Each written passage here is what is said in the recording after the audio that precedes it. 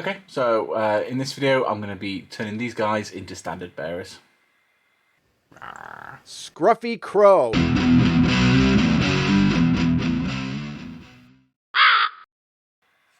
So this one should be fairly straightforward because he's already holding a staff in the right sort of angle. And this one might be a little bit more involved because it's a sword that he's currently got.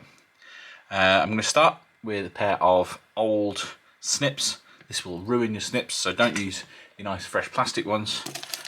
Use some grabby old ones. These have obviously already seen better days. And I'm going to remove all the bits that I don't want. So on this one it's the sword, and anywhere that I can remove that, I'm going to take that out. Something like that, and we can remove the rest with a knife. And the same on this guy. I'm going to chop this under both his hands. Sorry, on both sides of his hands, what I mean to say. And on the bottom here, and I should just be able to remove that fairly easily. Okay, so now we've got those nice and cleaned up. Oh, come on. Okay, so now we've got those nice and cleaned up. I'm going to go in with a 1mm drill bit. I'm going to start with the 1mm because it's a little bit easier to control. And I'm going to try and go the centre of his fist straight down here.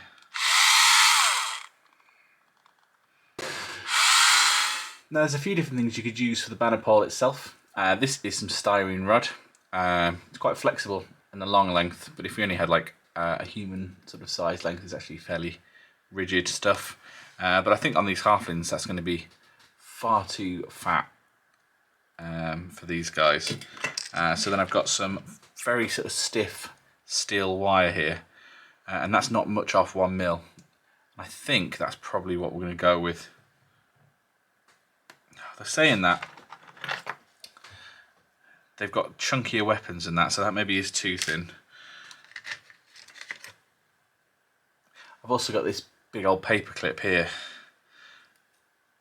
and actually that's much more along the same lines as their weapons, so I'm probably going to go with this.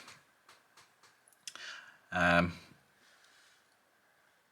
we should have enough straight lengths, and I wonder if the little ridges on the paper clip will actually make some interesting textures as well when we paint it, because all 4 long lengths on there have got them. Of course you could buy some brass rods specifically for this, and it'd be much smoother than this paper clip, but I'm going to use what I've got. And I'm not going to do crossbars on the banners. I think I'm just going to do put a banner top on and then have them come out to the sides, which I think will look cool. So in order to accommodate that thicker wire, I'm going to use a slightly thicker drill bit. So that was a 1mm, this is a 2mm, which is a little bit too thick I think, but we can always fill that back out. And once again I'm going to be quite careful, I don't want to ruin the outside of his hand.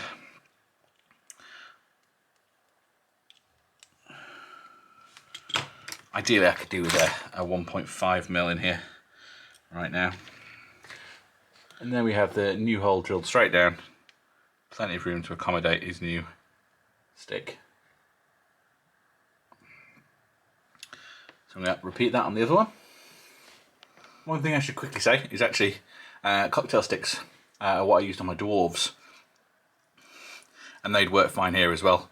You just chop off the pointy bits, you've got a fairly good sized banner pole, and I find that these go in quite well with a 2mm drill to hole. So yeah, it's another option. It's just when you're in storage as well, you just be very careful because obviously they're going to be a little bit more delicate than these nice sturdy wire ones. I'm working on these alongside the rest of my halflings. So normally I'd do the green stuff bit work first, but seeing as I'm doing the rest of these at the moment, they're just getting a little bit of filler around the bases to blend the integral base and the sort of the plastic base together, just the same as I've done with all my humans on my Oathmark army. Just something a bit like that, and we'll neaten that up a bit when it starts to dry. And you know, we've hidden that sort of integral base without adding too much height to the rest of the base, which I think is pretty cool. Once you've got some sand on there, you'll not even be able to see the seam between the two. Okay, so the next thing I've done is these little banner tops, little rabbit. Now the rabbit itself is just a little file I picked up off Thingiverse, and then I sort of downsized it in Tinkercad and made the little section there for connected to the banners. These were dead easy to print, probably didn't even need this support here, and they came off the supports nice and easy. One thing I have to look out for is there is a support up the middle. Should just come out. So yeah, so then once I've got them out, got that middle support out, just give them a little twist in here with my end of my file just to make sure they're nice and clean. File off the bottom where the connections were.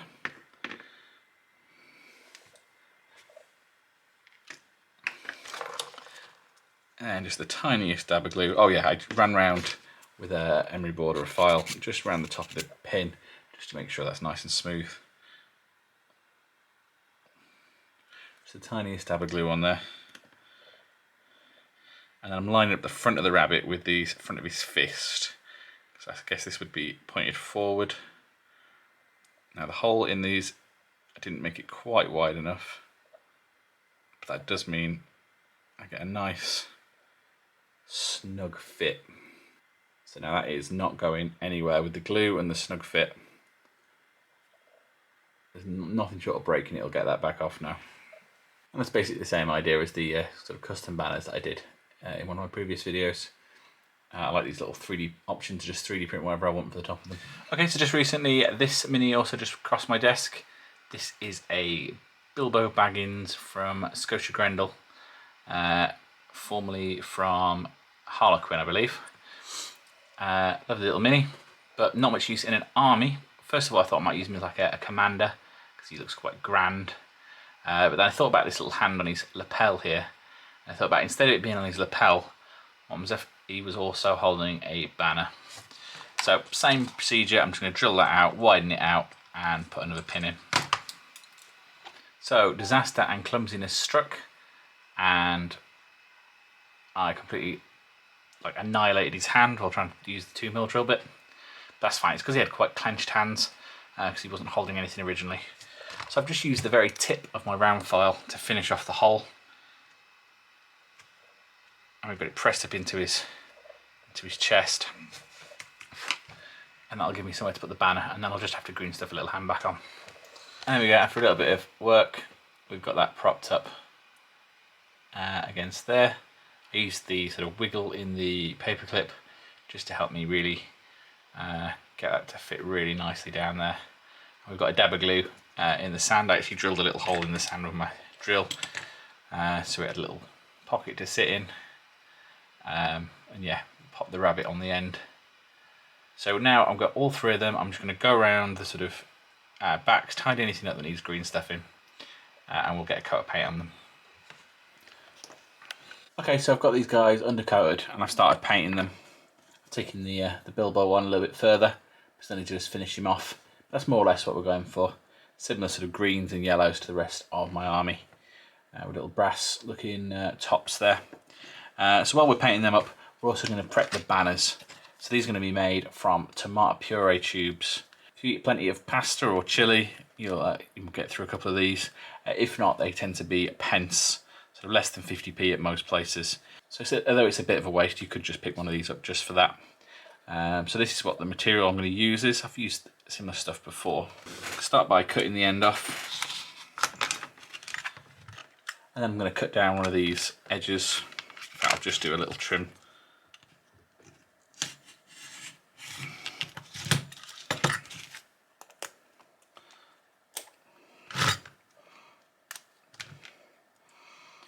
And then we'll flatten this out. And one of the best ways to flatten this is you put it on a sort of soft surface, like a tea towel maybe, and then you use the back of a spoon just to flatten it out, and you can get it quite flat. So I'm going to do that now, and obviously clean all the tomatoey remnants out, and then we'll get to the next bit. And here it is, freshly cleaned and flattened. So these are going to have just long triangle banners. So I'm going to work out how high up we want these. Probably start there and there.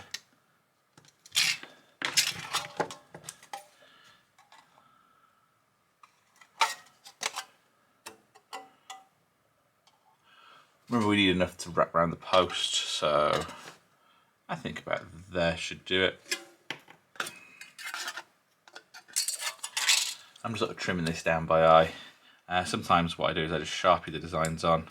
Now, if you've seen me do this before, you've seen me remove all the coatings and paint with an emery board. I'm going to try something a little bit different this time.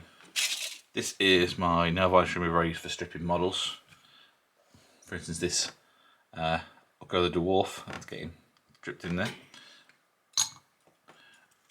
And I'm going to see if this will remove the paint and sort of coatings off this. And the answer is yes. After just a quick dip in there, the paint definitely started to come away a lot easier.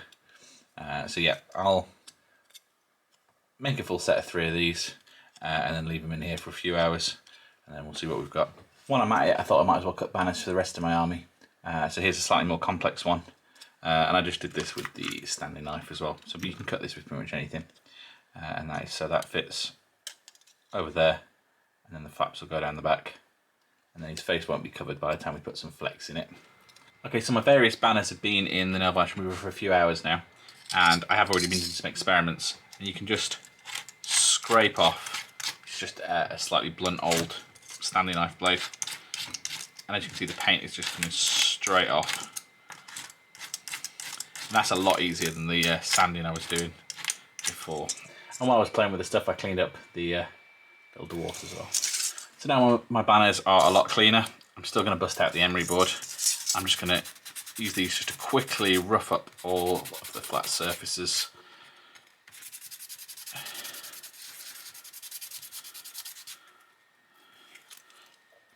Just so they've got plenty of places for the paint to adhere to. So next thing these need is a coat of paint. Something a lot like this. So this is just a coat or so of Halford's grey primer. Next, I'm going to go and find a pencil, and I'm going to sort of roughly sketch on the designs I want. So I think on these Halfling banners, I want kind of a diamond sort of pattern, something a little bit like that.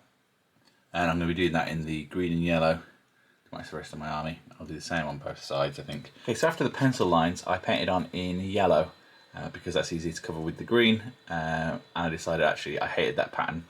See, I wasn't neat enough. Diamonds are all over the place, and I just don't think it worked. So I drew back over on the ones that I did with the pencil lines, and we're going to do squares. And on this one, look, I think that's going to look a lot better. It's not quite what I envisioned, but that is going to be more achievable. I think it's going to give a better look, especially at sort of battlefield range. Okay, so here are my banners, and I've done the green in them now as well, so they're looking a little bit neater. And we've got checks on both sides. And I'm really happy with the way these are looking now. I'm just going to sort of highlight up. So currently, obviously I use quite thin paint just to get all the shapes just blocked out.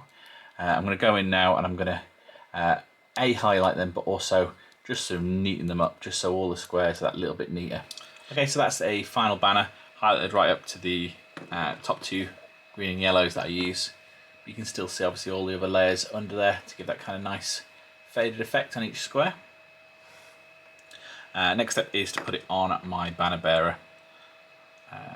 So basically I'm going to put it where I want it, about there, and then I'm going to fold it round the post.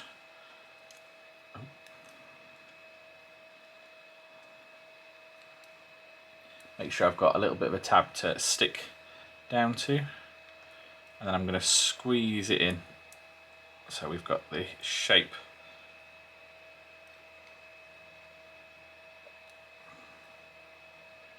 Like that.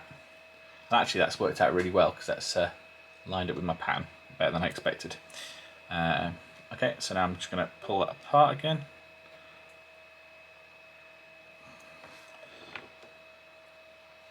Just going to cut off this little edge here, just to make sure that's nice and neat. I've now got a little bit of super glue on a toothpick. Here, just a little blob on the end. And I'm just going to lay that down the back very carefully of there. And a bit more under where that tab's going to close. Just going to pop that back on. And then once we squeeze that back into place for the last time, very little is ever going to make that come back off there. We can now pose the banner how we would want it. Flapping in the wind. That's big. Making the curves smaller as I go. And that is what we're aiming for. You might notice I've knocked a little bit of the paint off the top edge here. All I'm going to do with those is just touch those back up with the original 2 base paints where required. So there we are, all finished up. Beautiful banner for my halflings. So I'll just need to do the same with these 2. But that can wait until I finish painting these guys, and they'll probably get done along with their units now.